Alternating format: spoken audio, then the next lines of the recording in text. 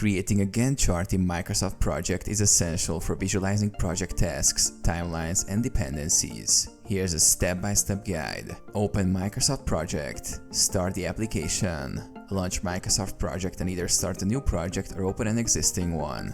Enter project tasks, add tasks. In the Gantt chart view, enter project tasks in the task name column. Include all major and minor tasks that are part of your project. Define task durations and dates. Set durations. Enter the duration for each task in the duration column. Specify dates. Optionally, adjust start and finish dates by double-clicking on a task to open the task information dialog, where you can set specific dates. Create task dependencies. Link tasks. To show dependencies between tasks, select the task you want to link.